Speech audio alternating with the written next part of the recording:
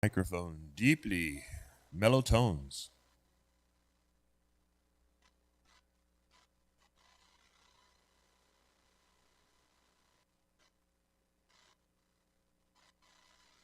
All right. So I'm being told that we are on the air. All right. Well, good morning. How you all doing today? Good to see you here, and I'm sure there's more people coming in the auditorium here as we start. Welcome to Grace Baptist Church for you online. My name is Norm Ellis. This is the Adult One Bible Study. Glad to have you viewing and here in the audience. Today's a very interesting study. I will attempt to end on time. I said attempt.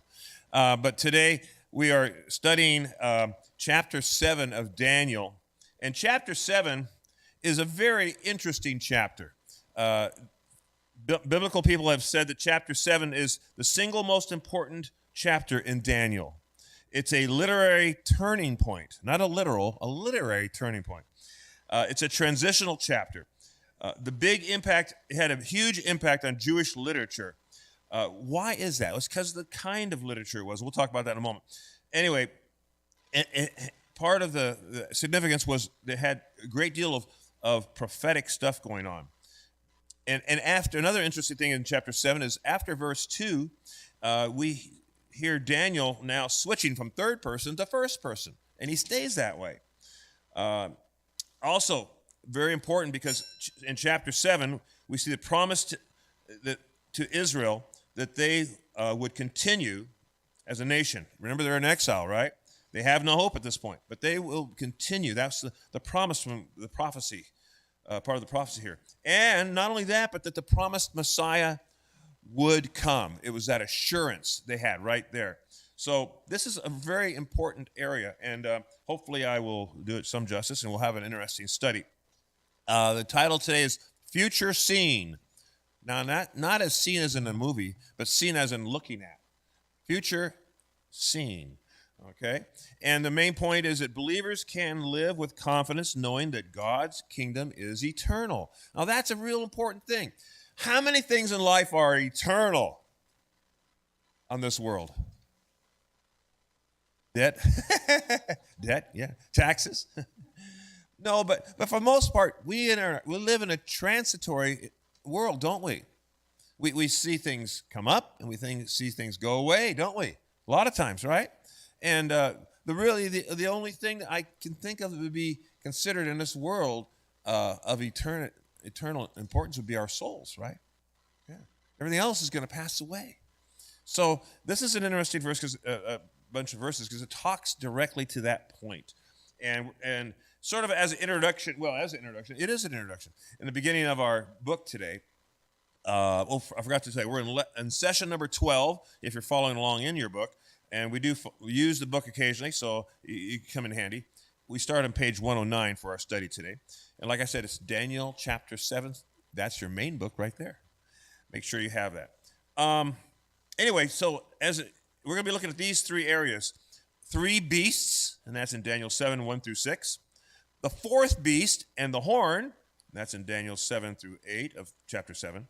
And the final is the judgment, and that's in verses 9 through 14 of that same area. Let's have a word of prayer before we begin. Heavenly Father, thank you again so much for allowing us to be here today, to be able to share your word, to be able to learn from your word, to be able to ponder its mysteries at times, Lord, and to hopefully understand some things we didn't know before, Lord, and that we could be better prepared for your kingdom. Just pray for those who are on their way to church. Keep them safe, Lord, as they travel. Be with those that are sick. Be with those that are grieving, Lord. Thank you again for all that you've done. In your Son's precious name we pray. Amen. Amen. So to kick us off here, in the beginning of the lesson book, if you want to see what I'm reading, nothing in this world lasts forever. We talked about that already, right? The world's best will be bested by someone else. People thought the 4-minute mile was an unbreakable mark. No one can run as fast as 4 minutes, a mile in 4 minutes. No one can do that. That's an impossibility. But in 1954, Roger Bannister did it. Roger Bannister did it. How many more people have broken that record? It says 500 American runners have done it. Wow. We live, though, in a temporal world. But one thing is certain, and that's the return of Jesus. He told his disciples that his coming will part the sky and every eye will see him. That's in Matthew 24, 30 through 31. Human history is headed somewhere, and every day is one day closer to Christ's return. And that's a good point, by the way. We are living in the last days. When did the last days begin? What's that? What? A long time ago. With Jesus, the incarnation, right? The last days, we were in the last days at that point there. That's an important thing to remember as we go through this study, by the way, as well. Anyway, so today, we're going to be looking at future. The future is being looked at, being seen here by Daniel. So, question for you here, and we're going to talk about some world records, Lee. That was a hint. So, what is one record or accomplishment you thought would last forever, but it did not? World record you thought that'll never be bested. It's eternal. It's going to last forever, right? But it wasn't. The 4-minute mile, we talked about that, right? Yeah, Roger Bannister, and then 500 American runners. I don't know how many foreign runners have beaten that. Is there anything else that comes to mind? Babe Ruth. And I'll do you a little bit better. Hank Aaron. Yeah. Nobody thought Babe Ruth's home run record, and I forgot what it was, would ever be beaten. Hank Aaron beat it. No one thought Hank Aaron's record of 755 home runs in his career. Nobody can beat that. There's a person named Barry Bonds. Now, I know there's some controversy, but we won't go into the controversial part about that part. But he beat Hank in my lifetime, it was one of those things that you thought, no one can beat Hank Aaron. That's it. That's the definitive thing. And yet, in my lifetime, Barry Bonds did it. He beat Hank Aaron's record in 2007, August 2007. He ended up going on 11 more years, and he ended up in 2018, he retired with 762 home runs. Now, that's a record that will never be beaten, right? Well, there's a couple of people in the wings. One particular person, I forgot the guy's name, and they think he might do it. He's called the Machine. I forgot his name now, but apparently he's a home run machine. Anyway, but that shows what? The transitory nature of things, right? Things are not eternal, and that's what we're kind of talking about today. So what do you think the world record for these areas might be? Okay, the first one is the tallest man. Be thinking about this here. The second will be the world's largest diamond, and the third is what's the world record holder for the most world records? That's an interesting category, isn't it? So what about the first one, world's tallest man? What do you think the record is for that? In case you're wondering, you're looking at a picture of the man right there. Well, not quite, but you're in the vicinity, very close. 8 feet, 11.1 inches. Robert Wadlow. And I think he died in 1940, 41, somewhere around there, something like that. He didn't live to be really old because of all the complications with being that tall. Look at that. You don't have to jump to dunk the ball. You just go like this and you're dunking the ball if you play basketball. Anyway, that's quite a record. What about the world's largest diamond? What do you think that is? Oh, by the way, do you think anybody's going to beat his record? No. I guess there's some kid that's growing up and he's over 7 feet something. He's just a kid and he's continuing to grow. So who knows? Who knows? Yeah. Wow. So what's the world's largest diamond? What do you think? The Hope Diamond. Yeah. In actuality, I should have probably clarified. I guess by diamond I mean not in the rough type of diamond, not polished and all faceted and all that stuff. You'd probably be right. Maybe the Hope Diamond is the largest of that nature. But the largest diamond ever found, that's probably a better way to say it. The largest diamond ever found, and I'll go ahead and give it to you, it's called the Cullinan Diamond. Ever heard of the Cullinan Diamond? It's from the mines in South Africa, the Cullinan mines. 3,106.75 carats. Now, ladies, I don't think that's going to fit on your ring finger. I don't know how many pounds that is, but that is a large diamond. And that was in 1905. 1905. And the last one is what's the world record holder for the most world records? Anybody know that one without Googling it? Don't know that one? I don't blame you. I didn't know it either. It's some guy named Ashrita Furman. Ashrita Furman. And he has set 600 plus records. Now, of course, you know what happens when you set a record. Somebody says, well, I can jump rope that many times, and they break it after that, right? So he's no longer holding 600 plus records, but he made, at the time, 600 plus records, and now he currently still holds 200 plus records. That's pretty neat. But the fact that he used to have 600 and now no longer, what does that tell us about world records? Again, they're transitory, aren't they? They're transitory. They don't last. Well, folks, our world's that way, like I talked about before. And we're going to kind of talk about that with these things that Daniel was saying. So one of the questions is, which of these world records do you think will ever be broken? I think all of them will, one time or another, if we give enough time, because, again, things are not forever. Things are not permanent. We live in a temporary or a temporal world. One thing is certain, and that is the return of Christ. Somebody had said that earlier, I think.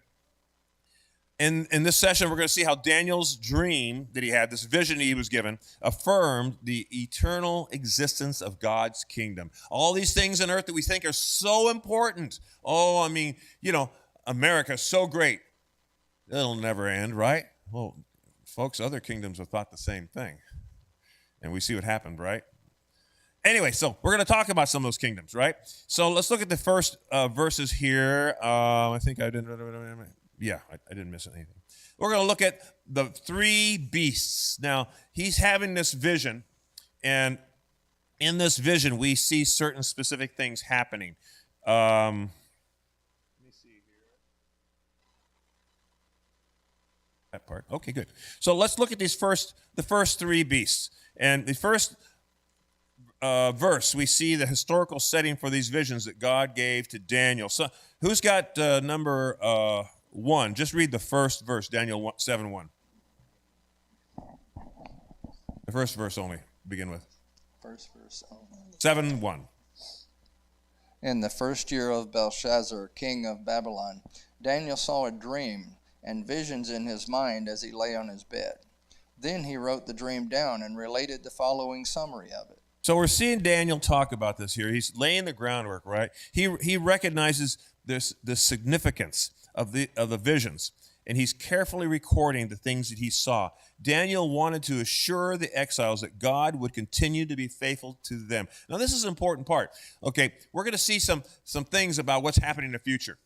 And the tendency is to think, well, now, if I was part of that kingdom, this is what I'll do to prepare for it. That wasn't the purpose of this. The purpose was for who?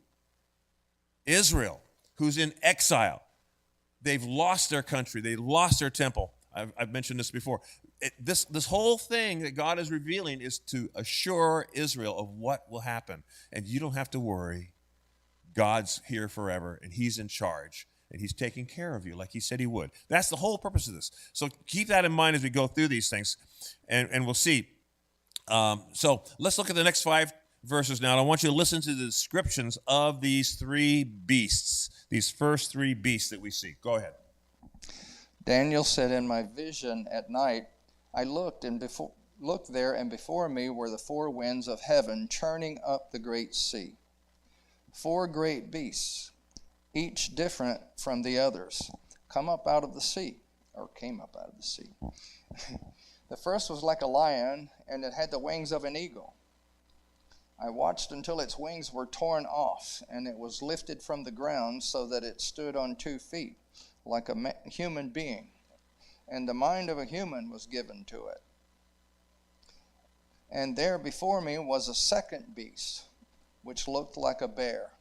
It was raised up on one of its sides, and it had 3 ribs in its mouth between its teeth. It was told, get up and eat your fill of flesh. After that I looked, and there before me was another beast, one that looked like a leopard. And on its back it had 4 wings like those of a bird. This beast had 4 heads, and it was given authority to rule. So, what do we see Daniel experiencing here? A night terror, yeah. So he's been given what? A dream, a vision, right? And what do we know about these kind of things that Daniel's experiencing here? What kind of a thing is it we're looking at here? I guess is what, if you were to categorize it, literature-wise. A prophecy. There's a type of literature. It's called apocalyptic that contains prophecy. Contains what's that? Yeah. It's not. You're right. It's pretty much not used. But it's called an apocalyptic literature. There's the word. And what's that? It's not called that? Oh, it's not called that? The lesson guy was wrong? No, don't say that. I'm sorry, go ahead.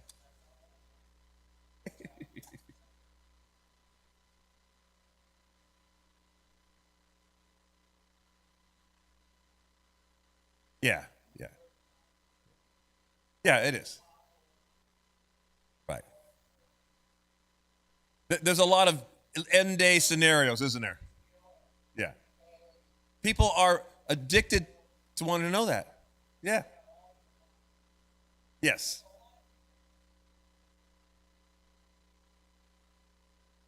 Yeah. Yes. We're going to talk about that. Yeah, we're going to talk exactly what it's talking about here. And let's look at the handout number 1, where I got some information a little bit about apocalyptic literature. Okay, it's referring to an apocalypse, basically, because the Greek word comes from that. It means revelation or an unveiling, an unfolding, like you mentioned, right, of things not previously known and which could not be known apart from this unveiling. It's a real important part. It's a literature that is involved with the forecasting or prediction of an ultimate destiny, usually destruction, but not necessarily, of a civilization or a world. So that's your generic meaning of that term. And it is used in other ways today. But in the Bible, it pertains to a specific type of Jewish and early Christian literature, the bulk of which stems from about 500 BC through about 100 AD, but that's not exact. That's an about thing. And this literature that we see in this time frame, it contained visions or revelations, hence the term apocalyptic from the Greek, like we said, from God. And these are specific messages from God concerning the imminent coming of the end of the present evil age and the final advent of God's kingdom, and can contain much symbology. Daniel and Revelation are the prime examples of this literature, although you're going to see that kind of stuff sprinkled in other books as well. So you can't say dogmatically, well, you're not going to find that in any other literature. It's in other parts of the Bible too. Matter of fact, there's places that quote Daniel. And so you see it there too as well. We're going to talk about some of those as well. So that gives us an idea. This literature basically is like, this is at the turning point in Daniel where he's going into this area now. And like I said, he's switching from a third person narrative for the most part to a first person. This is something he experienced and he wanted to make sure you knew it was from him. And so he's trying to get that point across to the people that are listening to this. But apocalyptic literature, the main driving thing about it is the one word I mentioned, starts with an S. It's driven with symbols, right? Symbology. You're going to see a lot of symbology. So we saw these first verses here. We saw a lot of interesting descriptors, didn't we? So we're going to look at these. I want you to look at the first one, verse 4. The first beast, okay? How is this beast described? That's what I want you to look at. How is this beast described? Look at these verses here. Verse 4. What was some of the scriptures you see?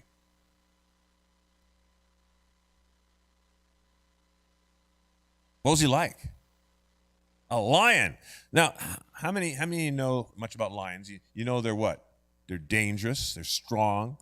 They're the king of the beasts, right? They're to be feared. I was watching a Perry Mason show, and the guy was in a wheelchair, and he was really, really, really scared because this guy had set the lion on him. Maybe it was the tiger. Well, they're similar. Anyway, there's a lot of fear involved because they're so strong, and they can destroy you just in a matter of moments, right? So there's a very strong thing here, right? And what else do we see about this interesting creature? He had what else? He had wings of an eagle. Now, what lion do you know that has wings like an eagle? Well, we've seen caricatures of things, but not, in reality, we don't have any mammals that have 4 legs and wings. You can't count Pegasus. Sorry, they're not real. Sorry, kids. Anyway, but so we see it has wings also, right? And so we know what the lion symbolizes a lot. What do these wings show? What do you think? What could be a meaning for behind the wings aspect? They're not helicopters. No, they're not helicopters. Well, they're lion-like qualities, like I said, and yet had wings like an eagle. The commentary goes on to say that these wings, of course, were what? Broken off, right? So they think that the wings refer to one aspect of its power. But then what happened to its power? Off. Interesting. What else anything else we see in that verse? And he was what? Yes. He says he was lifted up from the ground and made to stand on 2 feet like a man. And a human mind was given to him. So that was an interesting creature. Wonder if I should do these one at a time like this or not. Let's look at the other creature next. And then we'll go back over and look at them real quick. What's the next one? The next one is verse 5. How would you describe this creature? How did Daniel describe it? Now remember, he's relating this to the best of his ability when he sees these things. So he's relating to something he knows about. He has seen or is has some sort of knowledge about, right? So this one, the first one looked like a lion with eagle's wings. What's this one look like? A bear. Yeah. A bear that's very hungry and is eating something. It's also another interesting thing. It says it was raised up on one side. That's curious too. And it had these 3 ribs in his mouth, right? And it may have been, yeah, laid back bear. But it wasn't Yogi, I know that. But there was interesting, a voice said what? Eat your fill. Gobble it down, right? So would that be a fearsome thing too, to see if you were Daniel dreaming these things, seeing these things? It would, wouldn't it?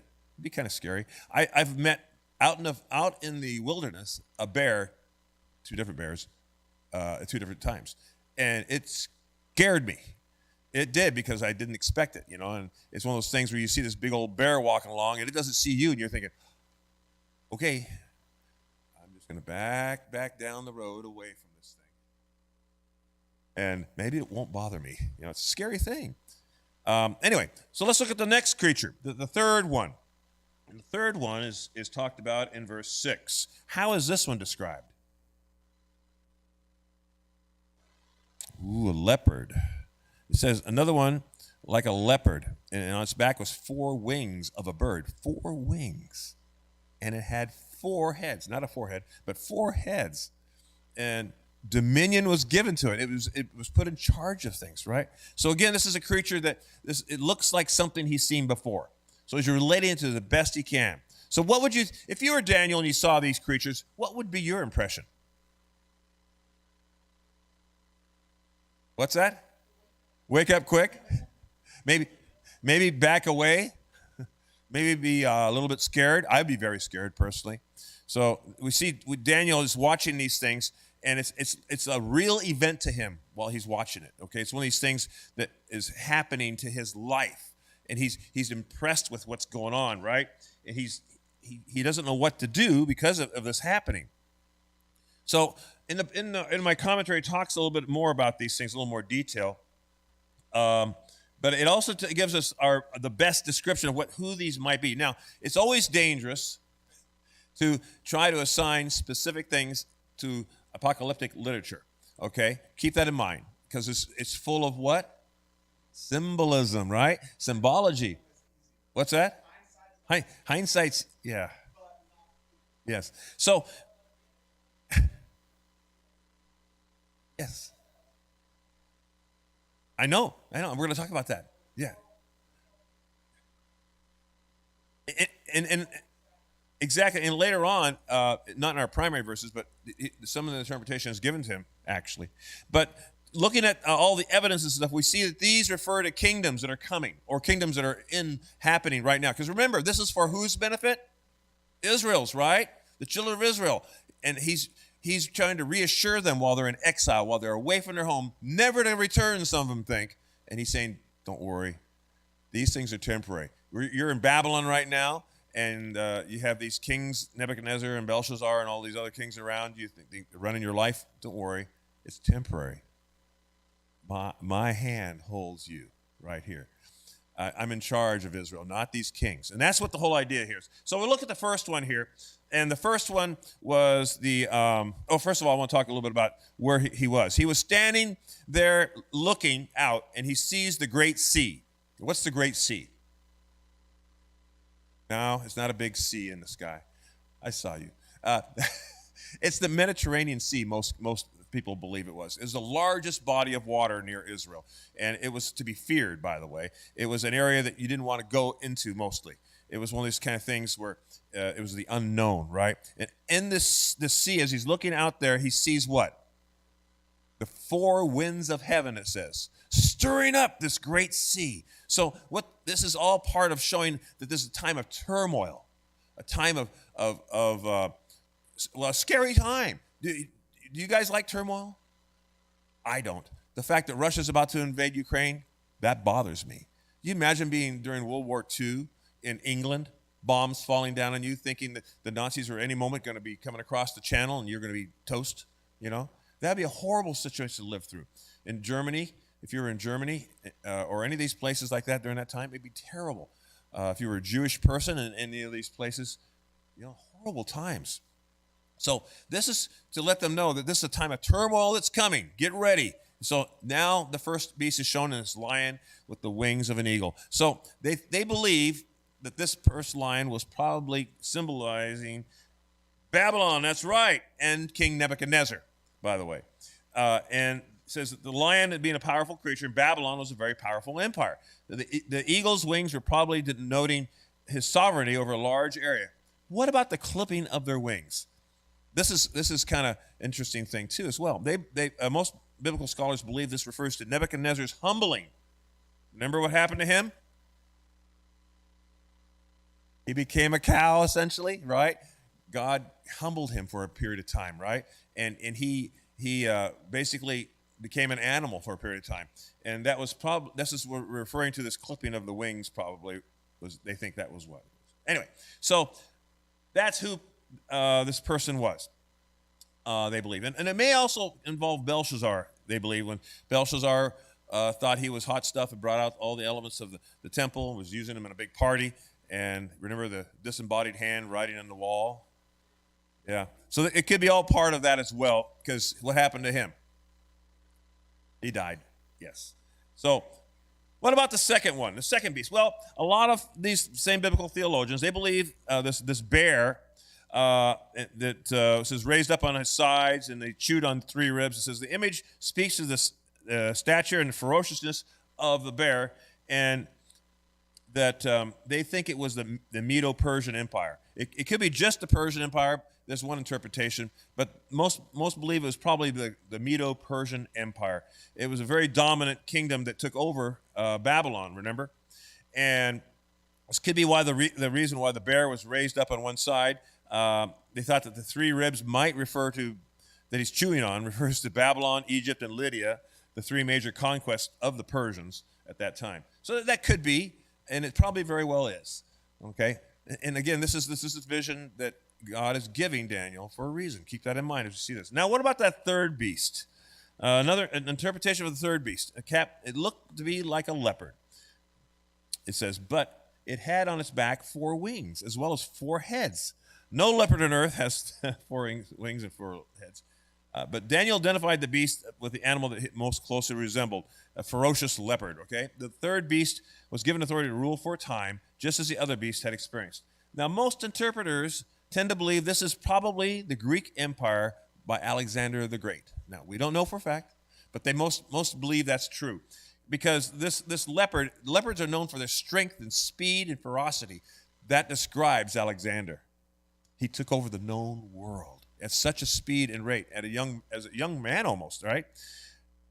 So the four wings, they believe, refer to the four heads, likely describe the four, and the four heads likely describe the four generals who divided Alexander's empire after he died, and continued for a little while long. And anyway, oh, did he? Ooh, I didn't know that. So yeah, so Alexander used a leopard skin as part of his regalness, I suppose, to show how powerful he was. Interesting how those things come full circle, doesn't it? Yeah. So this is probably the predominant interpretation of these verses, and so I tend to lean towards what the Gnosticism said too. Let's look at the fourth beast. The fourth beast is quite an interesting one. Let's see. I'll make sure I didn't miss something here first. Okay, we did that. Yeah, okay. So anyway, God was guiding history and revealing events to Daniel. Each beast had a place in Israel's history, but none, this is important to remember, none were eternal. They were all temporary. Just like those world records we talked about. I made the world record, says Babe Ruth. No, you didn't, says Hank Aaron. I made it. No, you didn't, said Barry Bonds. So these things in life are temporary. That's the thing to remember. So should we place our hope in these rulers and kingdoms for our security? That's the message for Israel. Don't place your hope in them. Place your hope in me. I allow these things. That's what he's trying to tell them. So why is it so appealing, though, to do that? Why do we want to do that? Security is important to people. Yeah. People don't. Do you like to be in fear? No. Fear is a big motivator, folks. And some leaders will use fear to keep people in line, too.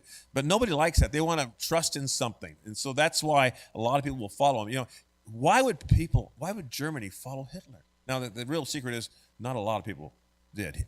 But, yeah. But he was a very powerful person, right? Very powerful personality, used propaganda very well. Anyway, going on. We don't trust in these leaders, right? Don't trust in them. Trust in God. Let's look at the next one. Next step is the fourth beast and the horn. The fourth beast and the horn. So I want you to, these are just two verses, but I want you to notice the characteristics of this fourth beast, like we did the other three, right? And not only the characteristics, but what it caused. So think about that as we read these verses. Go ahead, who's got 7 and 8? After this I kept looking in the night visions, and behold, a fourth beast, dreadful and terrifying and extremely strong, and it had large iron teeth. It devoured and crushed and trampled down the remainder with its feet, and it was different from all the beasts that were before it. It had 10 horns. While I was contemplating the horns, behold, another horn, a little one, came up among them, and 3 of the first horns were pulled out by the roots before it. And behold, this horn possessed eyes like the eyes of a man, and the mouth uttering great boast. So we get some interesting things for this creature, first of all. What are some characteristics you see? Oh, you stole my thunder. You're supposed to tell me what it said first. And then I was going to say, what's missing? Look at that. Leave it to a pastor to do that to a teacher. First, let's talk about the characteristics, then we'll talk about that. What's that? Dentures. He had good set of, yeah. That is kind of the overriding thing is it talks about, well, it says it's dreadful, right? It's terrifying. That's not really descriptive. And extremely strong, that is a good description. Very, very strong. And it had large iron teeth. Now that is an interesting thing. There's a horror story by Stephen King called The Langoliers. Ever seen that before? And these things are eating up the past. This guy's on a plane. It's really weird. I couldn't watch the whole thing. It scared me. But there's also this other thing called the Chub Chubs. It was a short on some movie. And the Chub Chubs were these creatures that were all teeth. And it's sort of, this kind of reminds me of the Chub Chubs. But a better one, since you guys don't know what the Chub Chubs is probably, is a piranha. Ever heard of a piranha before? Have you seen pictures of piranha? What are they mostly? Mouth and teeth. Ah! Yes, I see that hand. Yes, Jaws. He was a villain. He was an assistant to the villain. He was like the henchman. But yeah, he had these big gold teeth. He'd bite and kill you with them. Anyway, so the most interesting part about this is large iron teeth. And what also describes this fourth beast? Maybe the actions. What's that? Well, yeah, the horns, that's two. But what was some of the actions of the beast here? Incredibly strong, yeah. It says it crushed and trampled the remainder, the things that are around it apparently, the threats to it, right? And it devoured. Another word is devoured. And it says specifically it was different from all the beasts that were before it. And it had 10 horns. Now, what aspect is missing in this description? Animal. There you go. I see. I tell you what, some people, it didn't compare to an animal. Why do you think that is? Any ideas out there? Why didn't this fourth beast get referred to like a leopard or a lion or eagle or anything? Any ideas? It's kind of an interesting thought. It was because it was beyond description. It was something he didn't have a comparison to. Well, that's true. He hasn't seen a Langolier or a Chub Chub or a... But anyway, now you got me off track. So, okay, yeah. So it was something beyond the natural. That's what I'm getting to. It's something beyond the natural. We have a word for that. What's something beyond the natural? Supernatural, right. Now, it doesn't mean necessarily like Superman, perhaps. Extraordinary, yeah. Well, but even that kind of is, it's beyond the natural. It's something it's not seen. It's something unknown. It's something with all these aspects would be what to Daniel? What's that one word you'd call it? He saw this thing, he was terrified. Would it terrify you to see something like this? If you can't have anything to compare to, and it's got these huge teeth, and it would be like Godzilla. You know, almost sounds like he's describing Godzilla here. You know, big giant mouth, you know, stomping on Tokyo, people running, ah. Well, anyway. It was something beyond the natural realm, okay? And so we see that Daniel, when he saw this, it gave him great fear, it says in another spot here, I think, if I remember right. Anyway, so it says, while I was looking at, okay, these 10 horns, and this is a very interesting thing here. So out of this fourth creature comes something else. Okay, we had the 10 horns on the creature, which is very interesting by itself. But we see something else happen. A little horn pops up in the middle of all these horns. And this horn, luckily you don't have a microphone. Luckily this horn comes up, and this horn gets bigger and bigger. Have you ever planted or seen something that you planted your garden very nicely, and then you realize, what is that thing coming up? I'm not sure what it is. And before you know it, it's pushed aside these other ones. It's taking over. Hopefully by then you've gotten rid of it. But sometimes you don't. Sometimes you're curious what that is. It turns out to be some dumb weed. But it was like that. It became strong, and it actually uprooted 3 other horns out of its way. Very interesting dream or vision he's having here. And that's not all. It had eyes. Eyes like the eyes of a man, and a mouth. And it uttered great boasts. This is a very, very, very disturbing vision. This aspect of it is especially disturbing. And if I was Daniel, I'd say, okay, I want to close my eyes. I can't because I'm in a dream right now, but I sure want to. I don't want to see this thing coming at me. Later on in verse 19, by the way, not one of our main verses, Daniel also further describes this creature, and I was going to make sure I read that. And then if I could find... Oh, there it is. Okay. In verse 16, it says he approached one of those who were standing by. Apparently, he was in a group of people, and he was watching all this. And he asked them the exact meaning of all this in these last verses here. And he talked about this fourth beast, exact meaning of the fourth beast.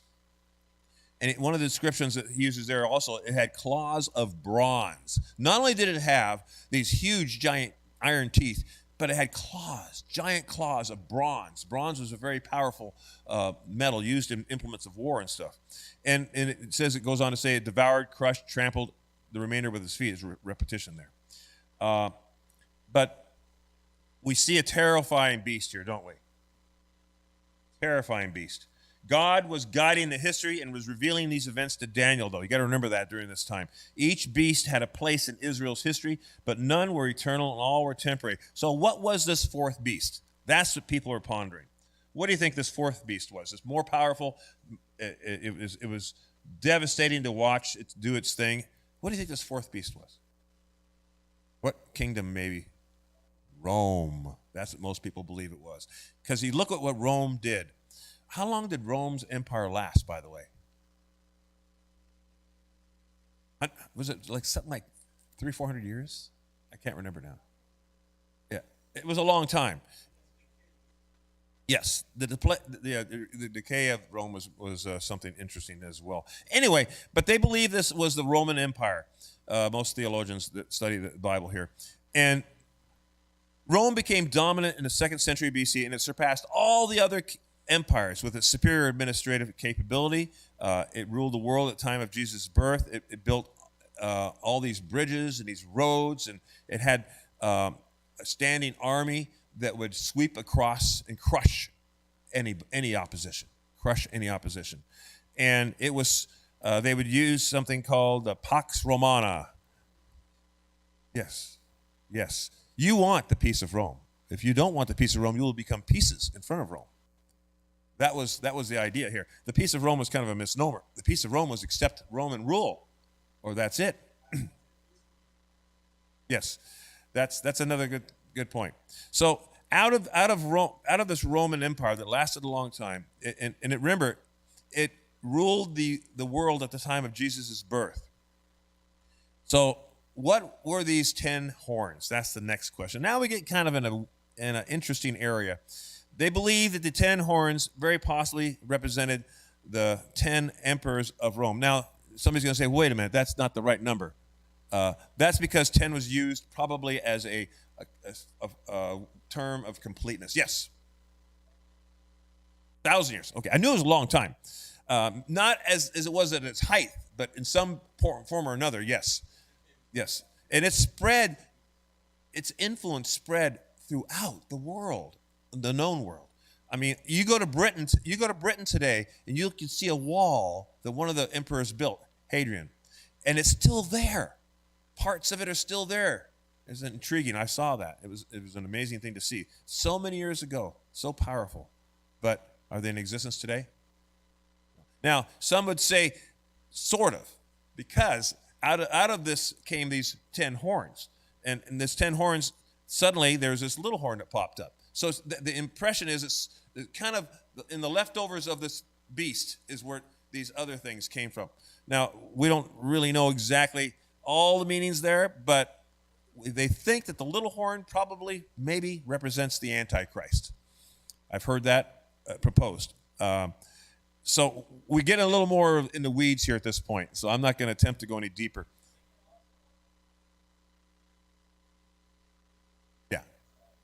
True. It could be that aspect of it as well. Those who think they were God, and the one that set up did the sacrifice of the pig and all that stuff in the temple, whatever that guy was. What's that? Well, there was a type of worship of Caesar. Yes, Caesar Kyrios, I think, was what the term was. Caesar is Lord, and that's why many Christians died in the arena, because they could not say Caesar is Lord. Christ is Lord. There was a lot of the problems there at that time as well. Anyway, so it could be that this little horn represents the Antichrist. We don't know, but the descriptions is such that it's interesting to hear these things, because out of his mouth he spoke boastfully, it says. And I'm not going to say dogmatic because I don't know. Yes. Yes. Yes.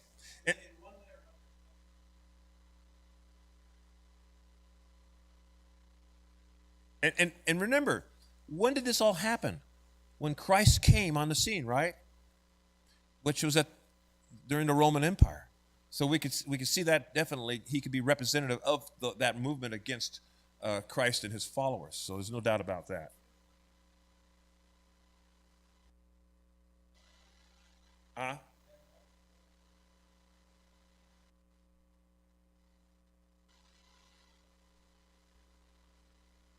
Right.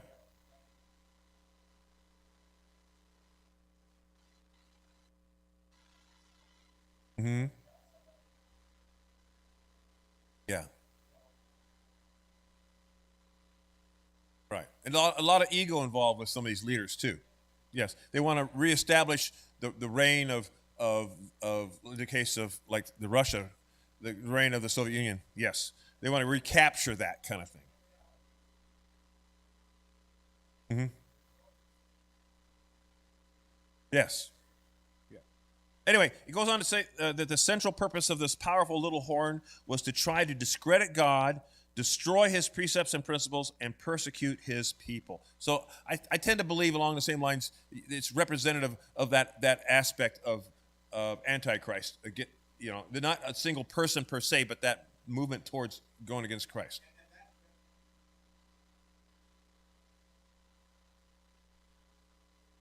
Yes. Yes.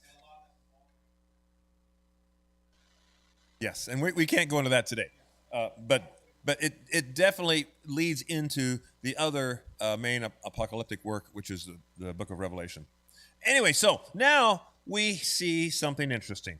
A fifth kingdom now is coming into view in Daniel's vision from God. So let's look at that now. This is called the judgment. We looked at the three beasts, the fourth beast with the little horn, and now the judgment. So on these 6 verses, these last verses, I want you to notice the characteristics of the judge, the throne, and the courtroom, and how judgment was administered to the 4 beasts. So who's got those verses for me? I kept looking until thrones were set up, and the Ancient of Days took his seat. His clothes were white like snow, and the hair of his head like pure wool. His throne was ablaze with flames. His wheels were a burning fire. A river of fire was flowing and coming out from before him. Thousands upon thousands were attending him, and myriads upon myriads were standing before him. The court sat, and the books were opened. Then I kept looking, because the sound of the boastful words which the horn was speaking. I kept looking until the beast was slain, and its body was destroyed and given to the burning fire. As for the rest of the beasts, their dominion was taken away, but an extension of life was granted to them for an appointed period of time. I kept looking in the night visions, and behold, within the clouds of heaven, one like a son of man was coming, and he came up to the Ancient of Days, and was presented before him. And to him was given dominion, glory, and a kingdom, that all the peoples, nations, and men of every language might serve him. His dominion is an everlasting dominion which will not pass away, and his kingdom is one which will not be destroyed. So we see now this scene, and it looks like he has been transported now to a heavenly scene, apparently. And he sees what set up before him. What are some of the characteristics we see of this?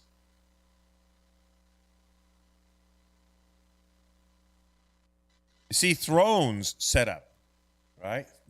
Plural, okay? But you see this, obviously there's this one main throne because it says the Ancient of Days took his seat. Now, who is this Ancient of Days? God Almighty, right? Now, remember, this is symbolism. Nobody can see God. God is spirit. We understand that. But for Daniel to understand properly what's happening, he was given this theophany in his vision, where theophany is another $10 word. It means a visual representation of something that you normally wouldn't see. Yes, theos meaning God, exactly. Anyway, so God took his seat, and you see these thrones around him, right? What was the Ancient of Days described? How is he described? Okay, so he's got the signature, the hair as white as pure wool, right? What else? His clothes were what? White, yeah, they're white. He's holy, right? And it says that his throne had something special going on. What was special about his throne? It was a fire. It was a blaze, right? And it says its wheels were a burning fire. Now, wheels sounds familiar. Where have we heard wheels in prophetic literature before? Ezekiel, yeah. This is a little bit different, they say. But it's all part of the pageantry of God's authority setting here. It's all part of that thing. And I was trying to find the reference here to that. Yeah, okay. Daniel described God's seat. The throne was aflame with fire. Flaming fire first denotes a dazzling appearance. Oh, okay. Anyway, so a flaming fire denoted a dazzling appearance. Now, that's something we've heard many times before. Remember when Moses went up the mountain?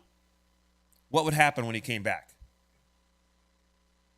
They had to put a sack over his head, essentially, because he was scaring the people, because he had been close proximity with God, and the Shekinah glory of God had worn on him some, and his face glowed because he's in the presence of the Holy One, right?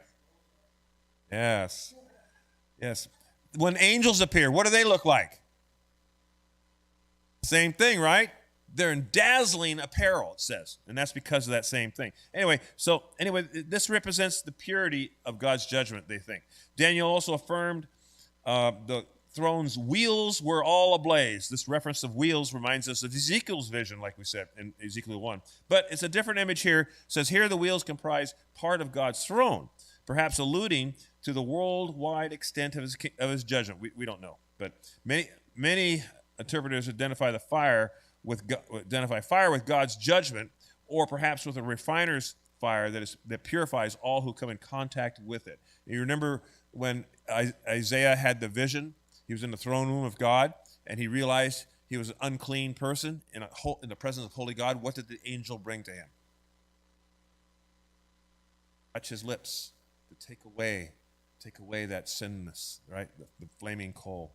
Anyway, so that's what they believe that represents as well. There's a lot of examples of that, and I'm not going to read all these things.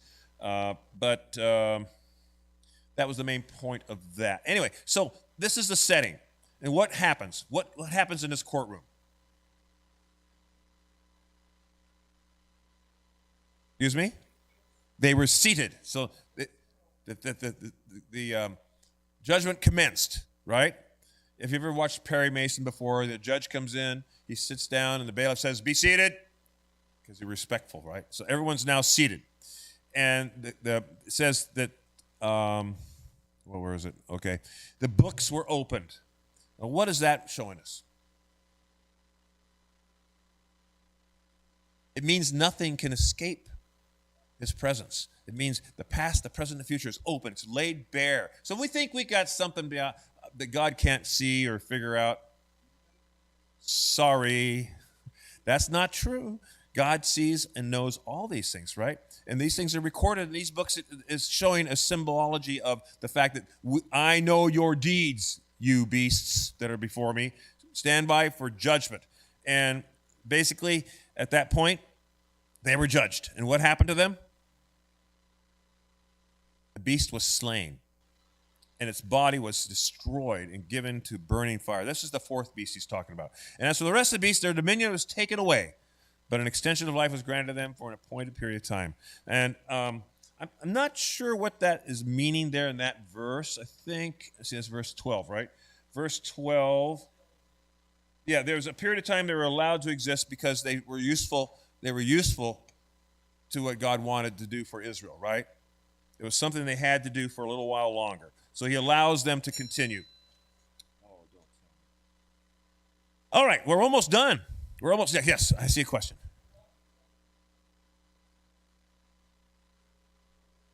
Yes. Yeah. Exactly right. It's for something specific. And right. And we're not. We're just explaining what we see here. Yeah.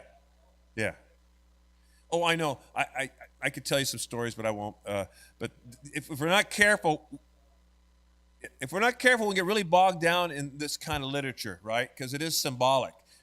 But we got to remember the main thing is the main thing. And what is God showing Daniel here? What is he showing him? Who's in charge? God's in charge. All these things you worried about, don't worry. Don't worry. God's in charge of it. You know, and he's trying to reassure them while they're in exile that it's going to be okay. And so the last part, I don't want to miss this last part, even though the bell rang.